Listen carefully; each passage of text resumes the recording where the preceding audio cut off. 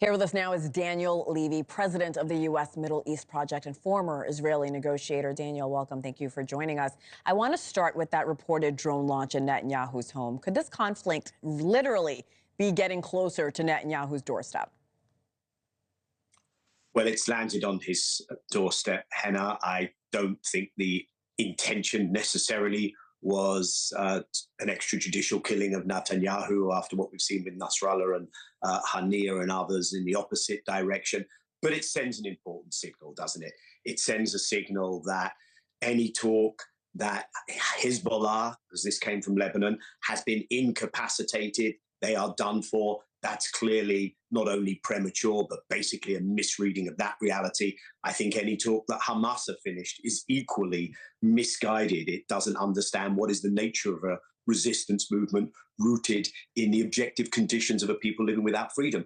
It also tells us that the missile defense is not going to offer full protection. We've seen that already. We know that there are strains on the Israeli system. We know just how dependent on the US Israel is. We know that there are these competing claims for missile defense. Ukraine, Israel, one of these wars, I would argue, the one Israel is prosecuting, would be easier to finish. It also tells us, Henna, that you cannot have 100% security. No one can. And unless you have a political solution, you're not going to see an end to this. And that's what Netanyahu has avoided and prevented all these years. We know the IDF is continuing its campaign in Gaza against Hamas. There were new strikes in the last 24 hours. According to AP News reports, it left 50 people dead.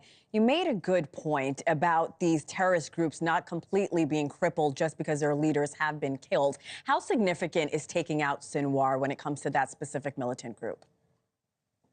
You know, not that significant. The martyrology, the mythology that will be created now around Sinwar, because our framing, Henna, I think misses something hugely important. The tag terrorist has been used across time to describe people who are fighting for their freedom. And that doesn't mean that they're not violating international law. That's why Sinwar had a request for an arrest warrant from the International Criminal Court chief prosecutor. That's why Netanyahu has the same request for an arrest warrant, because he's committing war crimes. But this idea that you take out the leader and the problem is solved, this is rooted in years of Palestinian dispossession, of occupation, of immiseration, of displacement. And what Israel can achieve on the battlefield, a success here, a setback there, is never going to be a solution. But right now in Gaza, we have what you just described in the north, in Jabalia, in Al-Auda hospital, these mass killing events of civilians, the use of starvation, and the hostages are not going to get out unless there's a deal. Netanyahu had nothing to offer. People said, maybe Sinwar gone, we have an off-ramp. Netanyahu slammed that door shut because the deal will have to involve not only the hostages, but Palestinians being held often without trial in Israeli prisons. And it's going to have to involve a ceasefire and a withdrawal. And Israel is bedding down for a prolonged military reoccupation, the opposite of a withdrawal. And then it comes back to your country, Henna, the US. Sure. What is the US going to do? Is it going to use that leverage to try and bring this to a closure? Or are we going to continue to see a spinning of wheels and a pretense? And unfortunately, the Biden administration does get a fail grade on this one. All right, let's go back to those hostages. We heard from the father of an Israeli hostage. He called Sinwar's assassination an inflection point. You have negotiated with Palestinian leaders under multiple Israeli administrations. Daniel, how could these hostages get home safely if, to your point, a ceasefire deal is not feasible?